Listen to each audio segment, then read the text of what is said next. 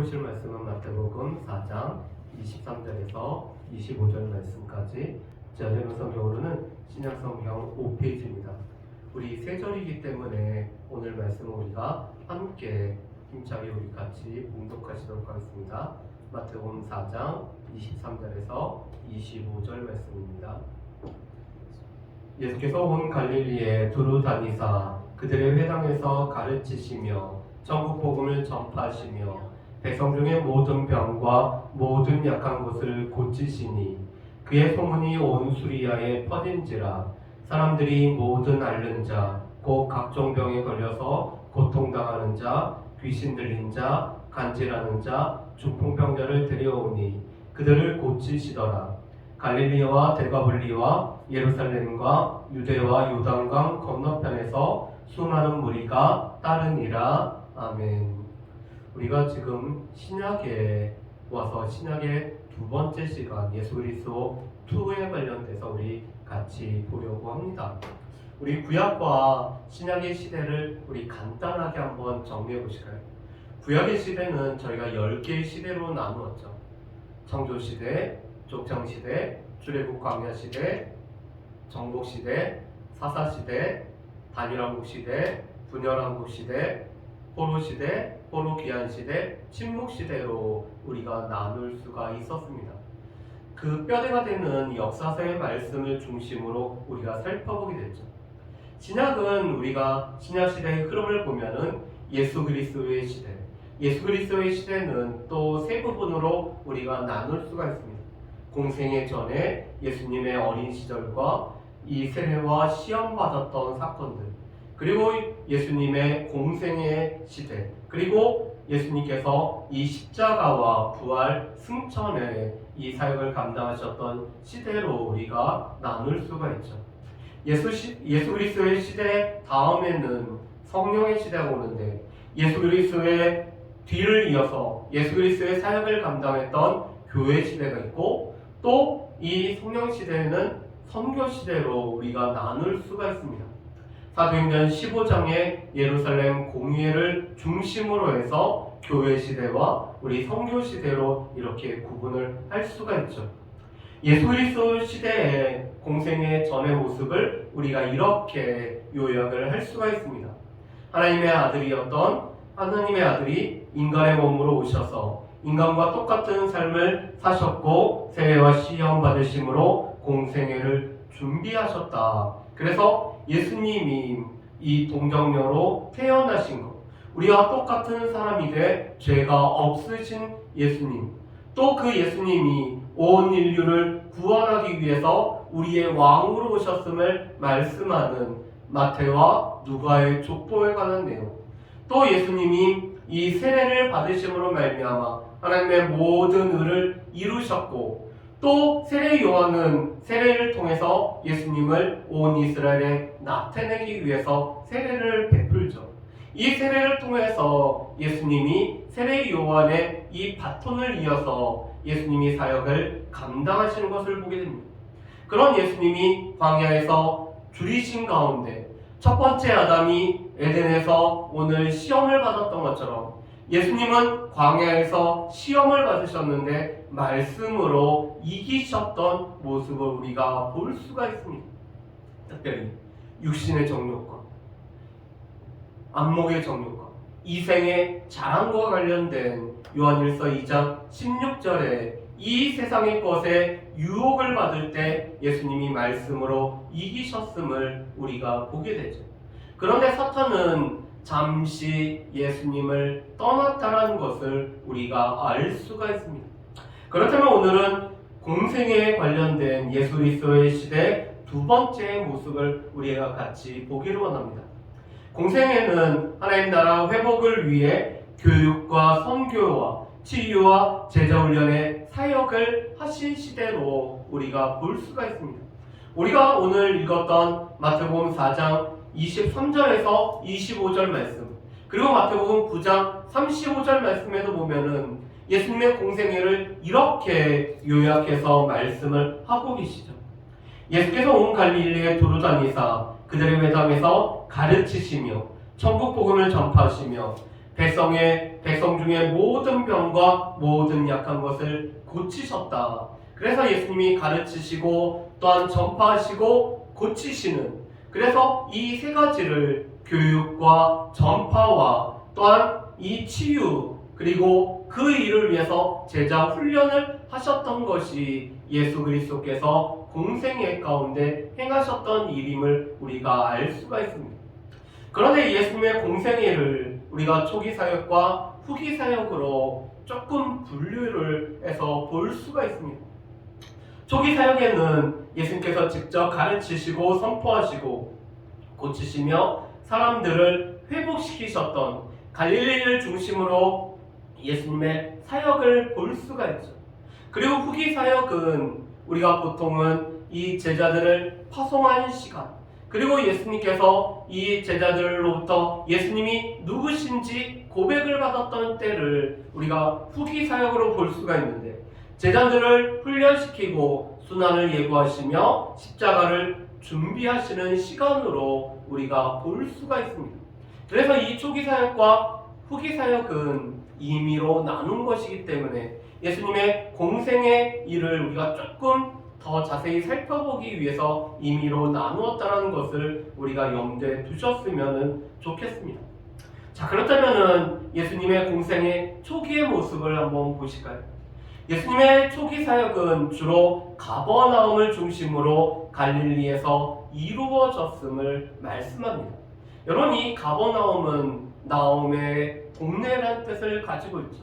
이 나움은 하나님의 위로라는 이름 뜻을 가지고 있습니다. 그런데 하나님께서는 이 예수 그리스도께서는 가버나움을 예수님의 이 선교의 중심지로 삼아서 이 갈릴리 전역에서 예수님이 사역을 감당하셨음을 보게 됩니다. 물론 요한복음에서는 예수님이 예루살렘으로 내려가셨다가 또 예수님이 이 갈릴리에 오셔서 이 갈릴리와 예루살렘에서 사역을 감당하시는 것으로 우리에게 말씀을 하고 있습니다. 왜냐하면 예수님은 경건하신 분이었기 때문에 경건한 유대인들이 6월절이면은 이스라엘의 절기 때 늘 예루살렘에 올라가셨던 것처럼 예수님 또한 이 절기마다 예루살렘에 올라가셨고 또한 그 가운데서 오늘 백성들을 가르치시고 또 하나님의 일을 감당하셨던 것을 볼 수가 있습니다. 그런데 반면에 공관복음에서는 예수님이 이 초기에는 갈릴리를 중심으로 특별히 가버나움을 중심으로 예수님이 공생애를 이루셨음을 이렇게 말씀을 하고 있습니다. 또 제자들을 택하시고 세우시고 그 제자들과 함께 직접 인간을 회복시키기 위한 교육과 선교와 치유의 사역을 감당을 하시죠. 그래서 예수님은 회당에 가셔서 오늘 그 회당에 모인 이스라엘 백성들의 남자들에게 하나님의 말씀을 선포를 하고 있습니다. 특별히 마태복음에서는 예수님의 이 가르침을 모아서 이렇게 우리에게 말씀을 하고 있죠.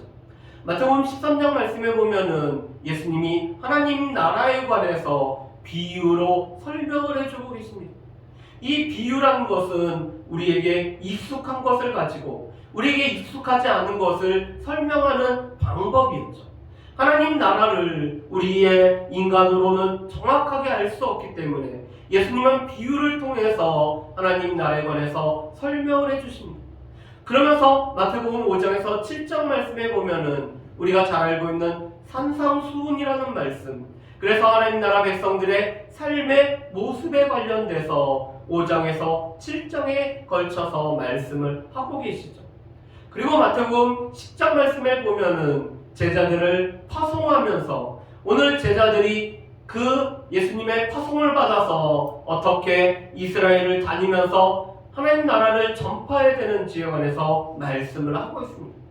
18장에서는 공동체 안에서 교회라는 이 공동체 안에서 우리가 어떻게 살아가야 되는지에 관해서, 그리고 23장에서 25장에는 마지막 날에 관련돼서 이 심판과 마지막 때에 관해서 우리에게 집중적으로 가르치고 계시는 것을 보게 됩니다.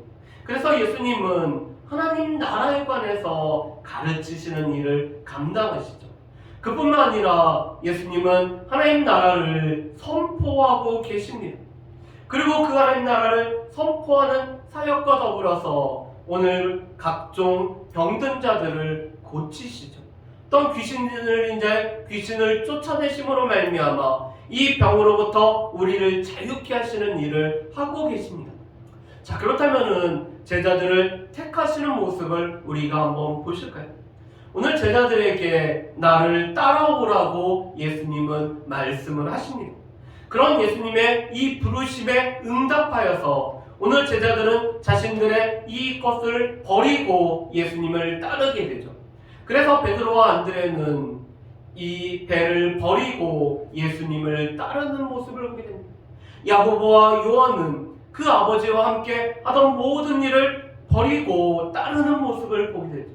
마태가 오늘 세관에 앉아있을 때 예수님이 부르실 때 그런 세리의 모든 것을 내려놓고 오늘 따르고 있는 것을 보게 됩니다.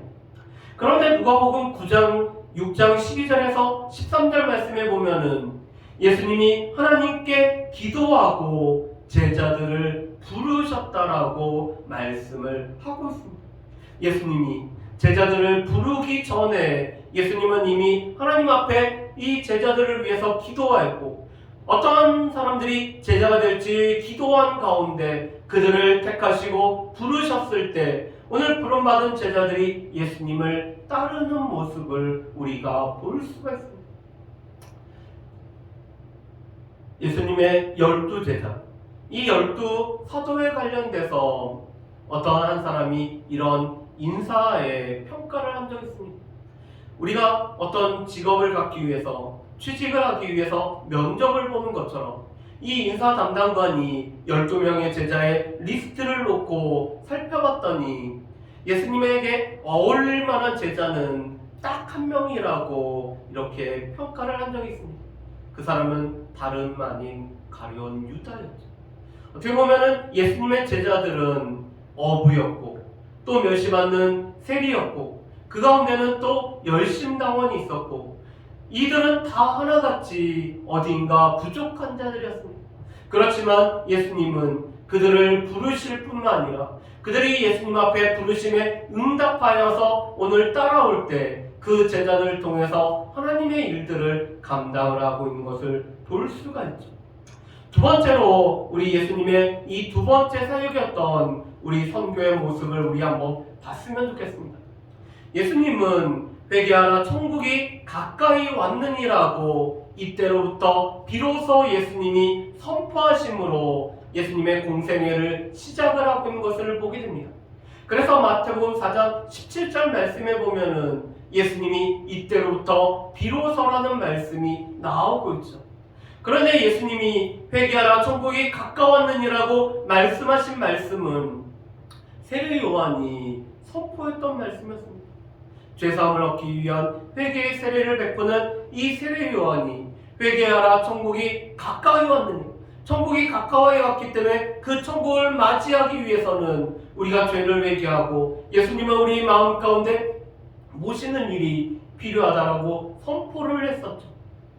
그런데 예수님은 제자들을 파송하시면서 제자들에게도 이스라엘의 동네를 다니면서 회개하라 천국이 가까이 왔느니라고 외칠 것을 말씀을 하고 있습니다.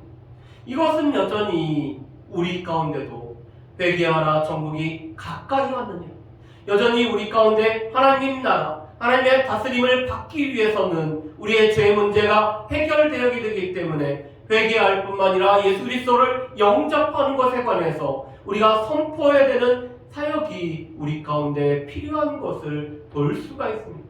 그래서 세례 요한이 외쳤던 이 외침을 예수님이 또한 외치셨고 제자들이 외쳐내고 우리가 선포해야 될 외침이죠. 자, 그런데 예수님의 가르침을 듣고 예수님이 행하셨던 이 자연의 법칙을 뛰어넘는 하나님의 놀라운 기적을 행하셨을 때 사람들의 반응이 나타나 있습니다. 첫 번째로 오늘 이 백성들은 예수님의 말씀이 그의 가르치심에 놀랐다라고 하고 있습니다. 그 가르치시는 것이 권위 있는 자와 같고 서기관들과 같지 않았다라고 말씀을 오늘 평가를 내리고 있습니다.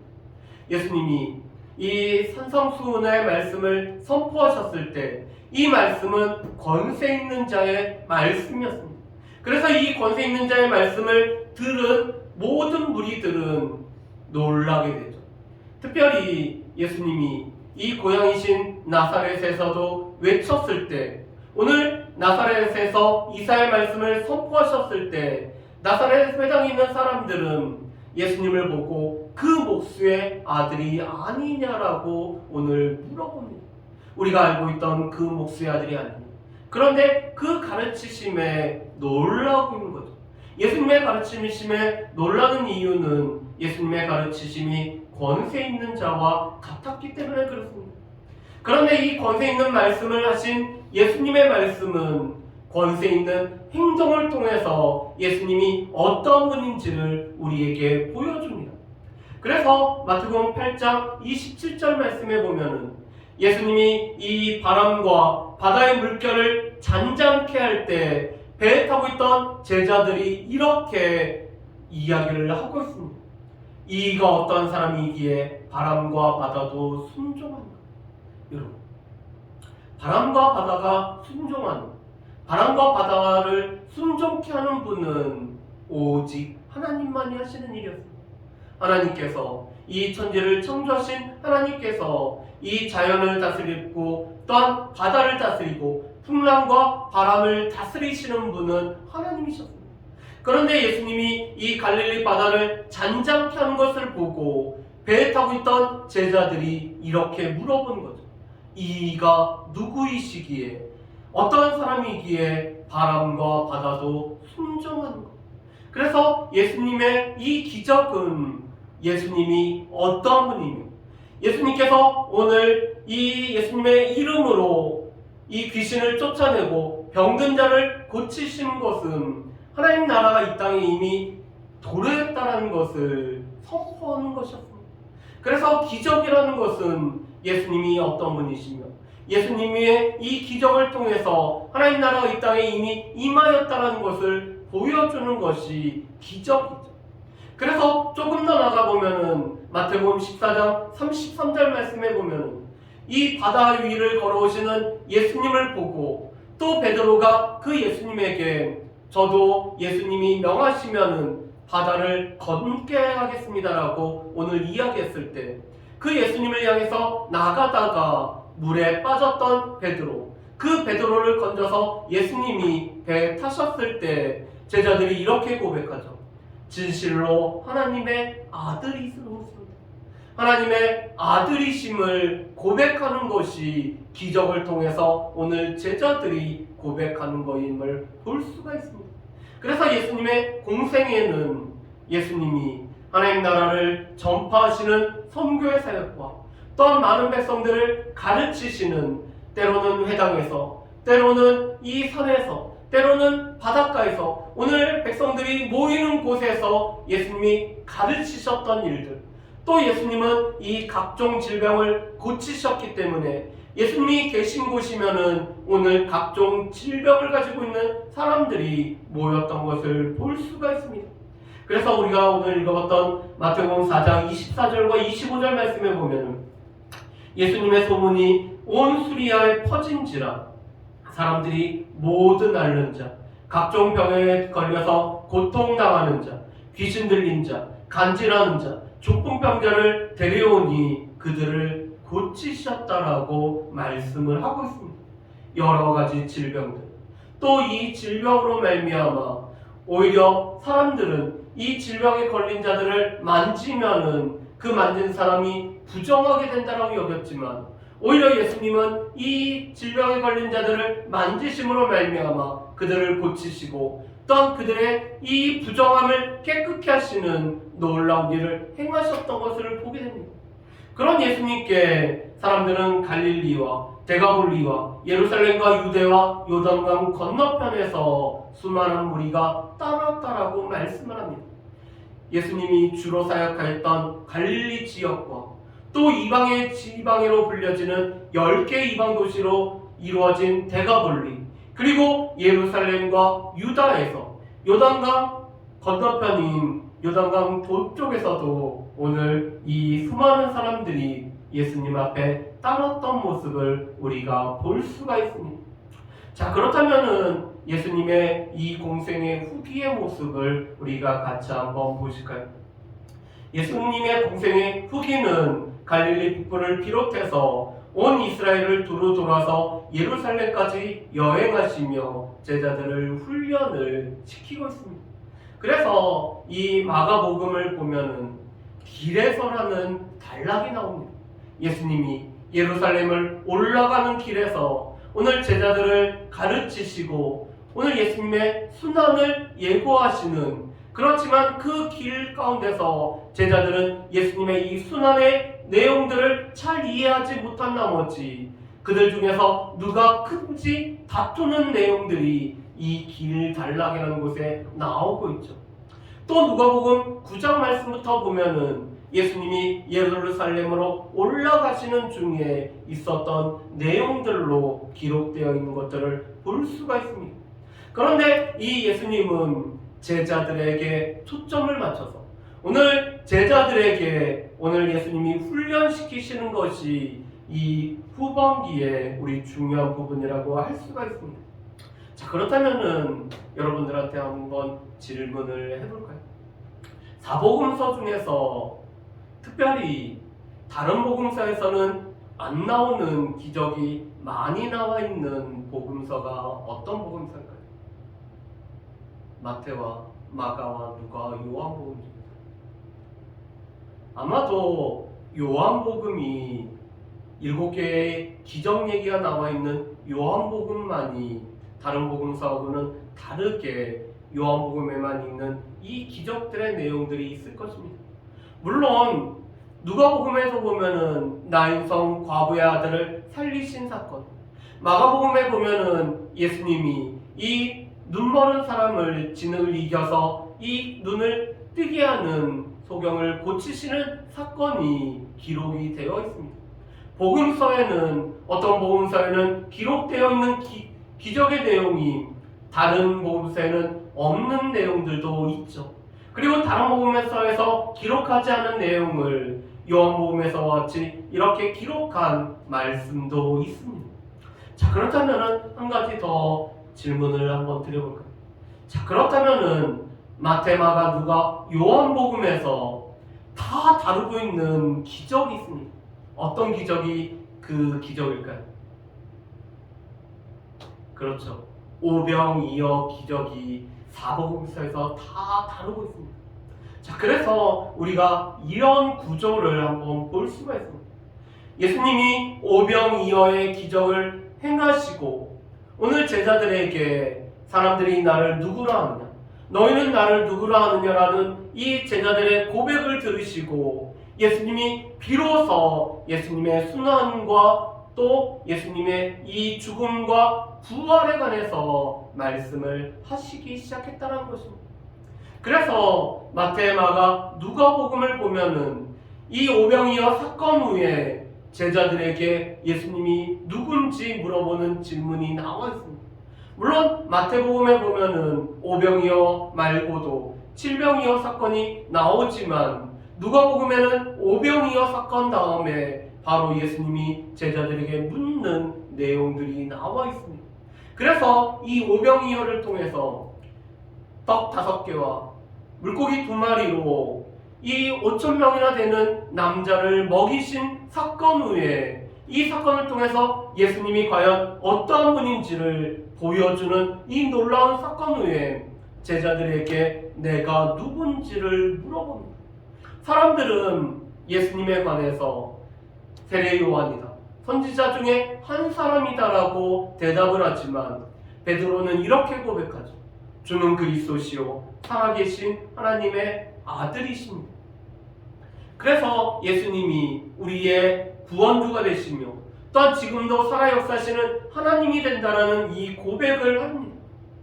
예수님이 이때로부터 비로소 예수님의 순환에 관해서 3차례에 걸쳐서 말씀을 하시죠.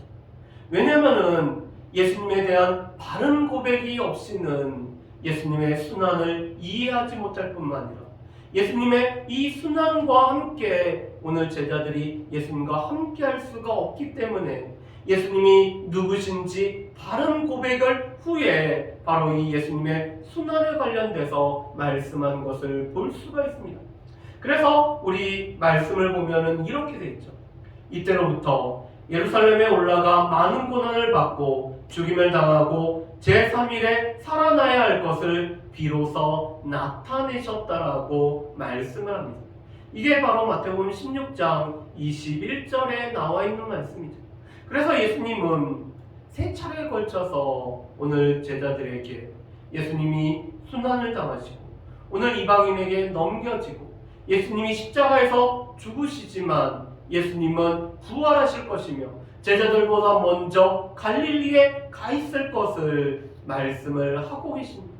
그런데 문제는 제자들은 이 예수님의 이 순환 예고를 듣고 베드로는 예수님을 막아서는 어리석은 일을 하죠. 그렇기 때문에 예수님은 사단아 물러가라라고 말을 하고 있습니다. 그뿐만 아니라 오늘 제자들은 예수님이 이 순환 예고를 함에도 불구하고 자신들 가운데 누가 큰지 경쟁하는 모습을 우리가 볼 수가 있습니다. 그렇지만 예수님은 그 제자들을 훈련하는 일에 예수님의 이 삶을 쏟고 있습니다. 왜냐하면 예수님이 죽으시고 예수님이 부활하신 후에 예수님의 사역을 이어서 감당할 것은 제자들이기 때문에 비록 지금은 아직 부족하고 연약하고 순환의 의미도 제대로 깨닫지 못하지만 성령이 임하시면 그 제자들이 주의 일을 감당할 수 있기 때문에 제자들을 훈련시키는 일에 예수님이 집중하는 것을 볼 수가 있습니다. 자, 그렇다면은 우리가 말씀을 한번 정리를 해보실까요? 우리가 이 예수님의 공생애를 통해서 우리가 알 수 있는 것을 몇 가지를 한번 살펴봤으면 좋겠습니다. 첫 번째로는 예수님은 하나님 나라의 복음을 전파하시고 또 하나님 나라를 가르치시며 그리고 무엇보다도 고치시는 일을 감당하셨습니다. 그런데 예수님은 오늘 권능을 부여하여서 오늘 제자들을 파송하며 제자들이 하나님 나라를 전파하고 오늘 백성들을 가르치며 예수 그리스도의 이름으로 고치는 일을 감당하게 하시죠. 그래서 예수님의 사역은 제자들의 사역이 되며 또한 이 제자들의 사역은 결국은 교회의 사역이 되어서 오늘 교회도 하나님 나라를 선포하며 또한 우리 가운데 가르치는 일을 하고 예수 그리스도의 이름으로 우리가 병낫게 하는 이 고침의 사역들이 우리 가운데도 여전히 이어져야 되는 것을 볼 수가 있습니다. 두 번째로 예수님은 예수님의 사역을 감당하기 위해 제자들을 부르시고 세우고 계시죠.